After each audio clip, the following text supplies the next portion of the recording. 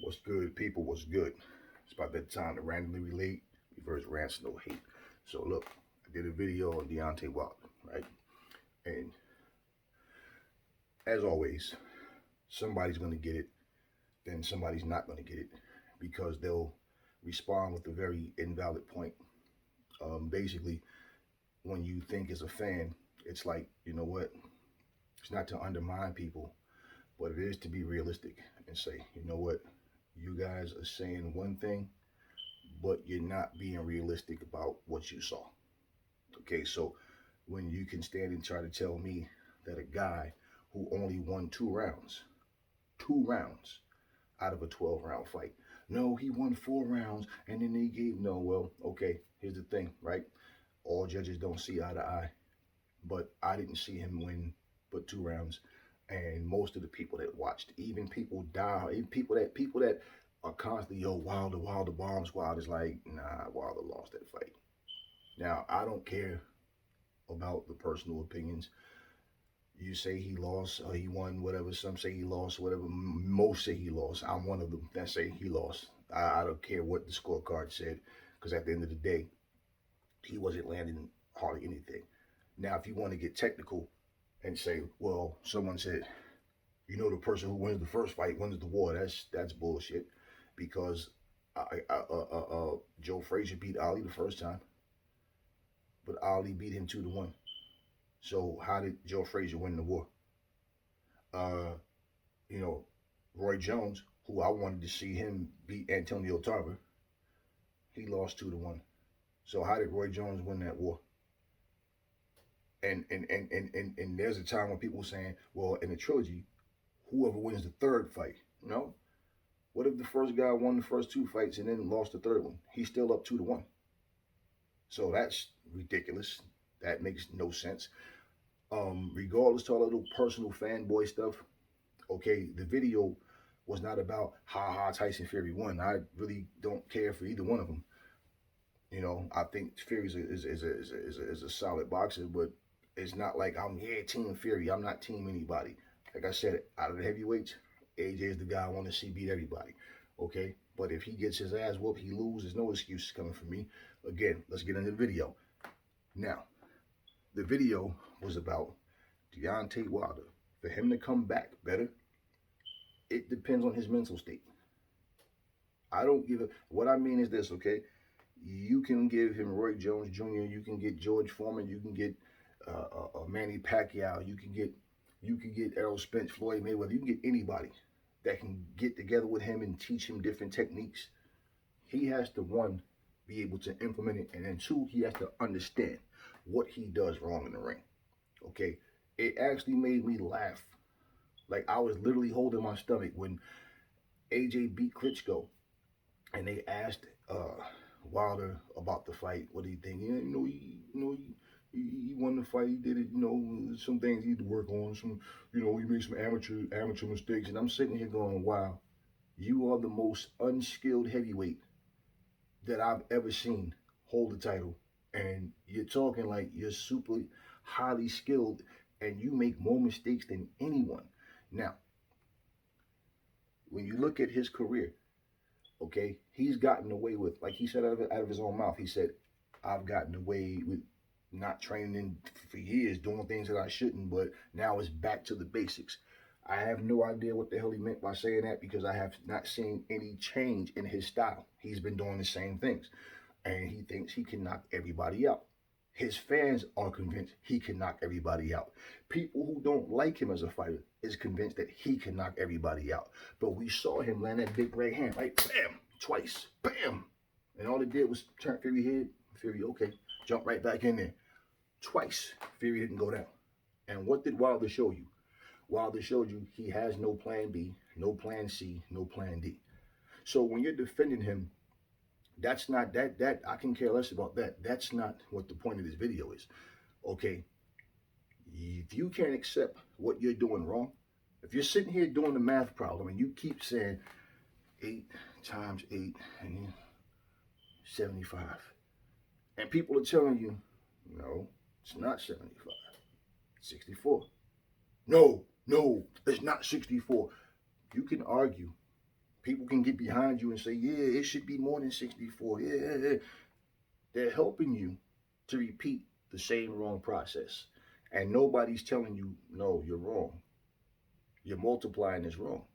It's not 75. You're wrong. And until he can understand and grasp it, you know what? I have to change some things up. I have to change a lot of things up. Deontay Wilder doesn't even know how to throw. He only throws the right hand properly when there's nothing really going on. But to set you up and then catch you with the right hand, and he has power in it, of course, but he keeps breaking his hand. Why is he not breaking his left hand? Why does he keep constantly breaking his right hand? Because that's the power hand that he throws most. And if you watch, he throws slaps. Deontay, when he throws a hook, he doesn't bam. He doesn't throw that hook and turn it over. He doesn't turn his body. He throws that shit like this. Even when he knocked out Berman Stavern in the rematch, look at what he's doing. He's literally standing there. This is what he's literally doing. He's standing literally throwing it from back here. And Berman is just standing doing this. So at the end of the day, those old tactics that got you to win, when people start to catch on to you and figure you out, and you can't land that shot, or you land it, and guess what? Damn, this dude didn't go down. What do you have now? If you watch Wilder, he's just, and he'll shoot the jab out, boom, and then he'll be standing, he'll throw into the body, stand there, boom, boom. This is what he does. Just waiting to see what you're going to do. That's all he does the whole fight. Stand there waiting to see what you're going to do. And when you start throwing punches at Wilder, he backs up in a straight line. This is what he does. He doesn't have any movement. He doesn't turn and move. He just basically backs straight up in a straight line. And even when you're throwing punches, he's trying to block punches this way. Watch him fight. He has no technique. So when I'm saying his mental state, like for the person that made a comment in the last video saying that he beat him with limited skills, that's exactly my, no, he didn't beat shit, but exactly my point. He has limited skills. He's been world champion. How have you been champion this long and you still don't know how to do basic shit? It caught up with him, and it's going to continue to catch up with him. If he cannot, Deontay Wilder will be 35. I don't know when his birthday is, okay? He may have turned 35 already. You guys make it seem like he's 20. Oh, he has plenty of time. No, he doesn't. No, he doesn't. And when you've broken your hand time after time, and basically you haven't added anything to your game, look, Julio Cesar Chavez was known for breaking people down, okay? Head, body, head, body. When he got beat by Frankie Randall, you started to see him do what? He started to try to teach him, get on his toes, move around some, right? Throw his jab, use fakes, roll with some shots, turn, fake, boom, you know what I mean? They started, that wasn't Chavez. It was too late in his career, because not that you can't get in and do it shadow boxing or in a sparring match where your sparring partners allowing you to get this off. No, when you're in a fight, and as soon as someone jumps on Chavez, what does Chavez do? He resorts back to doing what he does, which is taking 5 shots just to give you one. And his reflexes wasn't the same. He's slowing down. People was able to take his punch now. So, I mean, it wasn't the same volume of punches. It wasn't the same pressure. It wasn't as effective. It didn't work for him. It was too late. Samuel Peter, the guy used to just run in a straight line and literally run in, pull his hand back here, and throw shots. He dropped Klitschko, 2 or 3 times in that fight, or whatever, but he was losing the rounds. And the only rounds he won was the ones that he got the knockdown in. And he lost the fight. Nobody disputed that. So, excuse me, James Kirkland, okay? Ann Wolf's fighter, James Kirkland. James Kirkland was a guy getting knockouts, standing there banging, banging, banging. We saw what happened to him in the long run, right? He was washed up at a young age. Trainers, kept changing trainers. It didn't do anything for him. So now you take Deontay Wilder, who basically is in that same situation that I've been fighting one way for as long as I can remember. It's easy to say, oh, I'm going to do this, I'm going to do that. Now, for you guys that say he won the first fight, okay, whatever. And then you say in the second fight, oh, it wasn't him. He said himself it wasn't him. He wasn't right. Okay. if he just basically had some technicalities, some difficulties, some complications, and he didn't lose to Fury because Fury was the better fighter, he just had some complications going into the fight. Why would you have to change anything about the way you train and fight then? Now he has a strength and conditioning coach. Now he's adding different people to his team. He's firing people. Why do you think that is? Do you really believe that this guy went in there and oh, it was just complicated, but he's changing all these things? Look, when you can't swallow that tough pill called reality that says I lost, I wasn't the better man, that doesn't help. And for you fans that keep trying to boost him up, telling him, oh, he really won it, you know what you're doing?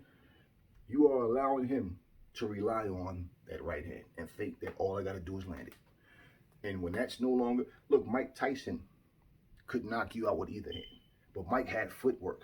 Mike had head movement. Mike knew how to get in, get under, pow, pow, punish you from the head to the body.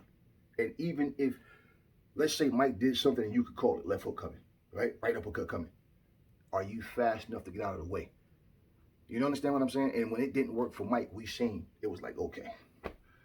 That's one of the differences with a boxer and a brawler, a puncher, because when somebody can get you out of there, now they can't get you out of there, it's like, damn, now what?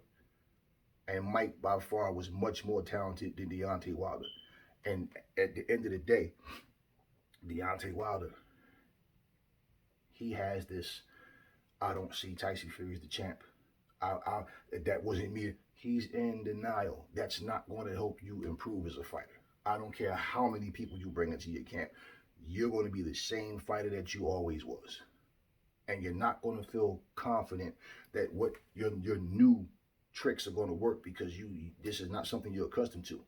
So all that in training, punching, jumping around, doing this stupid shit and twerking your ass, that's not going to help you win. And when you see a fighter doing shit like that, he's super confident and cocky that he can knock out anybody.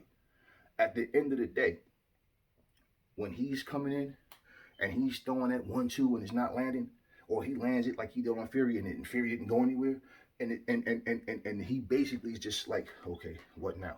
What now? He's waiting, he doesn't know what he wants to do. Look, there's times when Fury got so confident that Fury was getting careless and he wouldn't make him pay. Fury would literally come in and just lean on him. He had his left hand out, he would throw the punch, right hand down. And then he's trying to club with this hand, George Foreman shit, right? And what is Wilder doing? This is, Wilder's not trying to slip off it, trying to, turn, pow, fire something, bang, bang, bang. He's not trying to make him pay for it. He's just basically standing there, waiting to see and doing this. And then this is what he's doing. Literally throwing punches like how a girl, when they school you and they hit with this right here, he's literally like trying to block punches. And it's like, damn, he looks terrible in there. And you sit and say, he tried his best. No, but he cheated. He his glove and look. Here's the whole thing. If Deontay Wilder can accept, you know what? I have to work on everything. I need to have something come behind that jab. Shoot the jab out, double, triple jab. Shoot the jab, fake, bam, come back with the hook. You know what I'm saying? Come in, fake, boom, bam. You know what I'm saying? He doesn't do any of these things. He doesn't work the body. Boom. He doesn't throw punches from the inside. Everything he throws is like, okay? He's very skinny. He's tall and he's frail. He has skinny little legs. He's too light in the ass to try to come in and rough people up. He has the power to catch you and knock you out and hurt you with that right hand. We all know that. And I get sick of saying it and hearing it. But he does not have that I'm gonna maul you and go through you type. That's not his style. His style is basically wait. Do you guys think fucking Gerald Washington could outbox Mike Tyson? Do you think Gerald Washington will win a round against Lennox Lewis? Do you think Duhampas these guys that gave him Molina, these guys that was literally giving him trouble, swole his eye up, blackened and shut his eye. Do you think guys like that would have even lasted 3 rounds? So when you sit here and say, he did this, he did that, look, we know he handpicked, he cherry-picked Fury because Fury was 300 pounds plus, got to lose his weight, was on drugs. but had a big name. Not a huge name, but was a credible name. Came back, fought 2 meatballs, and was confident he could beat Wilder. And at best, they gifted you a draw. And his fans is saying, oh, but he really won. Okay, so let's make a comparison between the two fights. Even if you somehow legitimately believe he won that fight, you know what one of the key difference in that fight is? Fury got dropped twice. And let's be real, the first one was, okay, you guys talk about Fury hitting him in the back of the head. Wilder has a history of hitting fighters in the back of the damn head. So you can't claim it on one, but then, oh, well, no, dismiss it for the other guy. Well, regardless, Fury got dropped twice, but Fury was winning that fight. Fury did not take a beating. He did not take a beating, okay? Michael Spinks got dropped by Tyson. One punch, bam, uppercut, bam. He's out. He didn't take a beating. He wasn't physically punished. Larry Holmes got knocked out by Mike Tyson. He did not take a beating. Meldrick Taylor had a great fight against, or great war, should I say, against Chavez. Chavez, he took punishment, but Meldrick took a beating. He was in worse shape than Chavez was, and that fight changed him for the rest of his life physically, man. You understand what I'm saying? Wilder took a beating. A beating. And he had no plan. I mean, nothing, no head movement. One of the first things you learn about when your back hits the ropes is to slide down or move, not to just stand there and do this. And he doesn't even know how to guard himself. And when he does guard himself, when he's sitting and puts his hands up, and then he push his punch out. He can't snap it. He just pushes it out, and then he's doing it. What is this? This is how he throws shots. All you have to do is watch him fight. This is not me making fun of him. If I want to make fun of him, so what? But no, that's not what I'm doing. He basically throws shots like an amateur.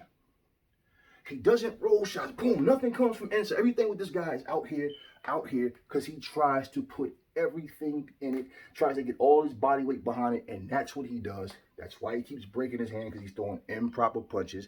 He fights very sloppy. How do you get better? Look, I love my kids to death. And I tell one of my kids, you can play basketball, but you have to practice, okay? Got a kid down the street that's telling me he loves basketball. And I asked the kid, so who do you like to watch? Well, I don't watch it, I just like to play it. How can you understand the game of basketball? You don't even watch basketball. If anything, it's more of a fanboy type thing because, oh, Stephen Curry, I heard of him. Oh, LeBron, I've heard of him. But you don't even watch basketball. You've never heard a great basketball player say, oh, I don't watch basketball. Oh, I don't know who that guy is. Tyson Fury, Nigel Benn, Anthony Joshua, these guys know more about American boxing history than Deontay Wilder does. He doesn't watch them. If someone asks me, who do I think would have won between me and whoever? My answer, then this is just me, okay? And I'm not saying he has to say what I say, but I would respond to something like that. Look, I don't think nobody can beat me. There's nobody I don't think that I can't beat. But I'm not focused on guys who I can't beat. I'm focused on who's in front of me, and I appreciate what those guys before me did, and I respect, them paving the way that we could be here fighting. So I have nothing but respect for them. But there's no fighter that I feel can beat me. But when you start to say things like, oh, I'd knock Ali out 1 round, I'd knock Ali out, I'd knock Mike Tyson out, that's not something I would do. Now, if those guys threw shade at me, you understand what I'm saying? I'm not going to play tit for tat and be childish, but I'm definitely going to be stern in my response. But that's not what's happening. This guy says he can knock all these guys out. He can do this. He can do that. You can't even beat Tyson Fury. You had no plan B. Most brawlers don't have a plan B. They don't have a plan C. They just basically he's more like Deontay's not even a brawler, man. He's more like a, you could say, boxer, puncher, but he doesn't box. He's just a puncher, basically. He just, when he's doing this and he slides back when people jump in, they're afraid of running into the right hand. So they'll kind of, they kind of, let me be more careful. He's got that reputation. He built up to that, and guys started to fight him different. Look at Bermane Stiverne in the first fight. The whole fight, Berman is coming forward. He's coming forward, right? But he has slow feet, and he's a decent at best. Decent. It's okay. Look at the second fight. It's a stalemate. He's just standing there. Doing what Wilder usually does. Just standing there. Okay, what we do now? And, Wilder even got to a point he stood there with his hands down. And then just from here, boom, boom. And you guys, like Berman was at that point, okay, that version of Berman was worse than the first version, obviously. But you have not seen growth in Deontay Wilder. You've seen him depend on the right hand. It failed him against Fury. And for you guys to keep saying, like, to make him think what he's doing is okay, he's not going to get better, okay?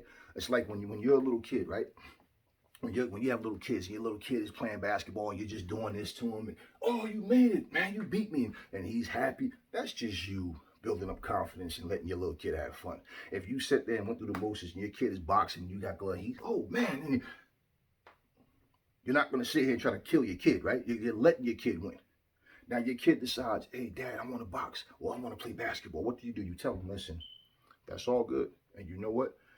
Hard work, it'll pay off, and you will get better, and you can play. So if you're going to do it, you got to take it serious. Have fun with it, but you have to focus on becoming better. Bottom line. Because if I'm standing here doing this and letting my kid shoot and make him think he's better than he is, now he's out there playing with guys, and they're double teaming, they're jumping up, and then he's like, damn, he can't control the ball. He's no good. I'm giving him false confidence that he's better than what he is. And this is no different with Deontay Wilder. He's a very emotional guy. Listen to him talk. Every time he talks, he has that pitch where he's trying to, people listen, and I'm trying to, he's always trying to make a point. And he says, like, he keeps saying, he's not making excuses, but he's making excuses, right?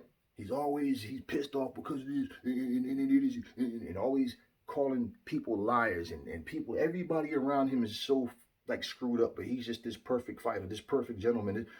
No, here's my thing, okay? When you are such a fan, or if you just care enough about a person to tell them the truth, to say, hey, man, look, you need to start working on throwing combinations. Quick, fast combinations. You don't have to try to take a person's head off with every punch you throw. You need to learn how to pump that jab out. Double and triple on it at times. All right? Keep that jab consistent. Make them worry about running into something. Work off. When you step back like that, step to the side. Use that jab. Fake to the body. You know what I'm saying? Pow, pow, pow, pow. Throw a 3-4 piece at times. Stop being so predictable. What's so hard about that? Now, maybe Mark Breland in camp is telling him that, and he's just not listening. Who knows? Because you do have certain fighters that have that, I know what I'm doing. Maybe that's what his problem is. I don't know. But what I'm saying, and I'm standing by it, and first off, I don't say anything about any fight if I haven't seen it. I don't repeat what somebody else said and then make a story out of it because, well, they said no. Any fight I speak about, I saw the fight. So when you guys are talking about, oh, let me correct, you're not correcting anything. You're not correcting me. You're basically just giving me your opinion on what you think, what you want to believe because you're a fan and you want to say your fighter won. At the end of the day, I don't root for Fury and I don't root for Wilder. And you know what? Like I said, AJ is the guy I want to see win, but like when AJ lost to Ruiz, he lost. I couldn't care less about, we keep talking about something was rare, something didn't seem right and all that, whatever. Okay, guess what? He lost. But you know what he did? He came back in the rematch and did what most people thought he couldn't do. And then, he just ran. Well, it would be good for Wilder if he could run, because then maybe he would have saved himself the embarrassment of getting beat up the way he did. And, he claimed that would never happen to him. Why? Because he think I got the great equalizer. So every time you hear Teddy Atlas say it, you hear Max Kellerman say it, or any other trainer or whoever, this guy head is like, they don't want him in his right hand. And we saw him landing on Fury twice. Bam! Ooh, okay. Twice. Fury went nowhere. He didn't go anywhere. Now, you tell me, when a fighter loses that aura of invincibility, other fighters don't see and learn and build off of those mistakes. And when you are a top name, right, people are gunning for you. Somebody can easily come out of the shadows. Like people talk about, oh, Daniel Dubois is not ready. Based on what? Based on what? The only stiff competition that Wilder's fought was Fury. And, you know, Luis Ortiz was a decent fighter. You know, he's a decent fighter, nothing special. And you guys are talking like, oh, Dubois, he's not ready yet. Based on what? One thing I know about America, because the majority of the best heavyweights are from Britain, or bottom line, they're not from America. It's this hatred. It's this little prejudice. This little man. Oh, Mike Tyson. No, stop talking about Mike Tyson. Stop talking about Evander Holyfield. Okay, America has Deontay Wilder right now. Stop talking about Muhammad Ali. Stop talking about Larry Holmes. You probably booed those guys, some of those guys back in the day. But anyway, but at the end of the day, look at what's here now. And this is one of the reasons, because they don't want to admit that, hey, this British guy is better than this American guy. So at the end of the day, I don't get caught up in all that nonsense. I just look at the fighter. And Deontay Wilder has to work on a lot of things. I don't care. Buddy McGirt says, oh, he just need to work on one thing. Whatever, buddy. At the end of the day, this guy doesn't do, if you watch any fighter, whether it's Holmes, Ali, whoever, you watch any fighter and you look at what they did when they was on their A game and how they threw combination punches. And like Ali was a headhunter all his career, but Ali could move. It was hard to time Ali. Okay, it was hard to really catch up to him. And when he did, Ali would move, just turn his head, just simply turn his head to get out of the way of punches. And then, Ali did little things that they said was wrong. But Ali could fight. Now, when Ali came back in his second career, he wasn't the same fighter. He was still great, but he was not. There was a big difference from his first career. There's no part of Wilder's career where you can say, this guy is a great fighter. His whole career has just been the right hand, the right hand, the right hand. What is so hard to understand about that? So for me, I'm not a fan of anybody's. I respect and I appreciate. And like I said, if AJ gets his ass kicked, I'm not going to feel it. I'm not going to, oh man, AJ, damn it. No, I'm not going to jump up here and start, oh man, no. It's nothing personal. It's just entertainment. For me, it's their job. But for us, it's entertainment. It's a sport. We get into boxing because we love boxing, right? Well, then when you talk as a fan, the difference, like I said, is you make excuses for these guys. And for Wilder to fight this long, thinking that what he's doing is just going to carry him. Remember all this talk about him breaking Floyd's record and he's going to do this and he's going to do that? Against who? Against who? I mean, look at how long he's been fighting, right? And how long he was champ. There's no Joseph Parker on his record, not even a Charles Martin. And fight Charles Martin just because he has a belt. Take his belt like AJ did. Even just for that reason. I mean, there's no Dylan White still. There's no AJ still. There's no Daniel Dubois. There's no Joe Joyce. Just Tyson Fury. And like I said, I'm not going to say and pump Ortiz up all this boogeyman crap. Wilder is the one who started calling Ortiz the boogeyman. Nobody else. Wilder, he's the one who coined that phrase and stamped it on him, okay? On him, on Ortiz. Because, nobody wants to fight. Who the fuck did Ortiz fight? Look at Ortiz's resume. Who was on Ortiz's resume that we even care about? So what did Ortiz do? Ortiz, his team doesn't even make offers, man. To anytime you ask Ortiz who does he want, it doesn't matter whoever, So you have no targets. And if they ask him, do you want to fight A? Oh, yeah. But him, who do you want? He never has anybody. But then he'll sit up on a video and say he want this guy, that guy. Okay, where are the offers at? Where are the deals being made at? So all of this, Ortiz is the boogeyman. Look, anyway, the whole point is this. Wilder has to work on everything. Everything. You heard what Dante from Dante's Boxing Nation said. He have to work on that lazy ass jab, everything. He has to work on everything. And who's a bigger supporter of Wilder than Deontay? Who is a bigger anybody in the LDBC? If Deontay Wilder fought a guy that had hepatitis, pneumonia, the flu, all at the same time, they would still talk like he beat a guy that was in his prime and that was fresh. And if Deontay Wilder, no matter what he does wrong, he can do no wrong. But now it's like, damn, they embarrassed and they're running out of excuses. And that's not going to help you as a fighter to grow. You have to understand. It's just like if you work at a job anywhere.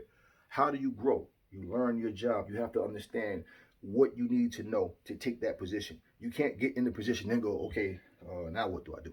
Even though that happens many times, but it doesn't last, does it? You have to learn, what do I need to do to improve? Even if you get that position before you're ready for it, you know what happens? You can learn everything while you're there, but it depends on your mindset, your mental state. What do you understand? I have to work on this, I need to learn this, I need to learn that. You have people saying now, you don't even have to go to college. You can go on YouTube and learn anything, okay? You have people right now talking about, man, I never saw a ninth grade classroom and I'm making 6 figures a year.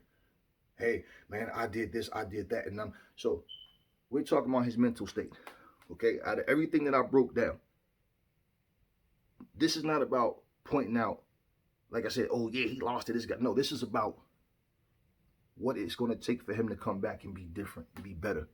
Because if he comes back with that same mindset of I can knock everybody out and I can keep throwing this lazy ass jab, I can keep throwing this little one jab to the body, I can keep throwing this same 1-2, no head movement, don't know how to parry punches, don't know how to turn my right hand over properly. If he comes back with that same thing, which I don't see him doing anything different, but hey, prove us wrong. You understand what I'm saying? I'm not afraid to, hey, he did it. I'll be the first one, hey, he did it.